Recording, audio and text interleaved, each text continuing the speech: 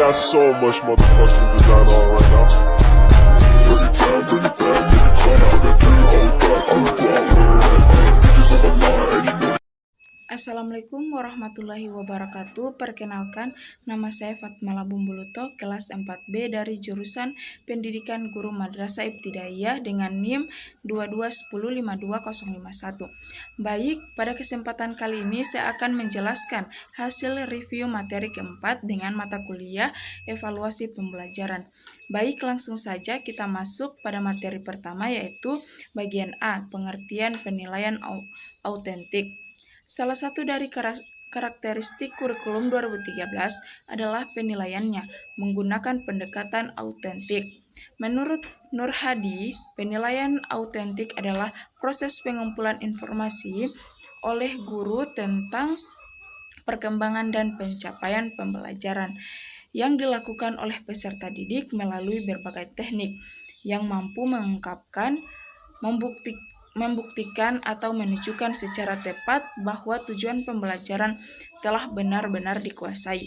Dalam literatur lain dijelaskan bahwa penilaian autentik adalah salah satu bentuk penilaian hasil belajar peserta didik yang didasarkan atas kemampuannya menerapkan ilmu pengetahuan yang dimiliki dalam kehidupan yang nyata di sekitarnya.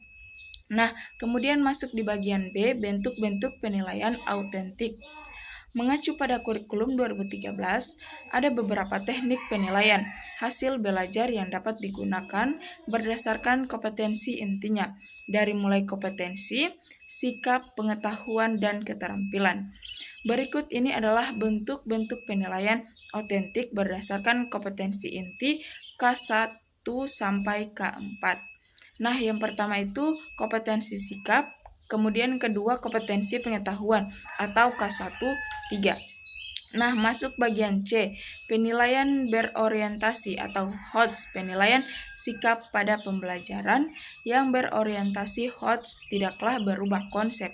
Penilaian sikap pada kurikulum 2013 yang telah dipahami oleh guru selama ini. Pada penilaian sikap diasumsikan bahwa setiap peserta didik memiliki perilaku yang baik. Nah, masuk bagian pertama yaitu pengertian HOTS.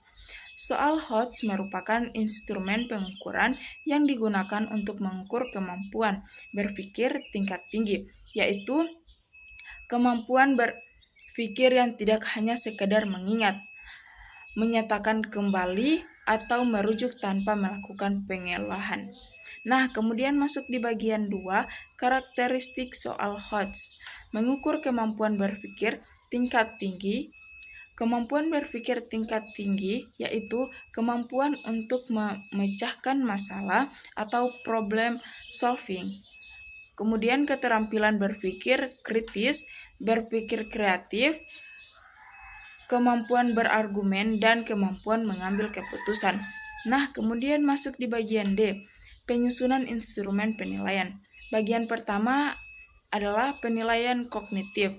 Dalam penulisan soal, dituntut untuk dapat menentukan perilaku yang hendak diukur dan merumuskan materi yang akan dijadikan dasar pertanyaan atau stimulus dalam konteks tertentu sesuai dengan perilaku yang diharapkan.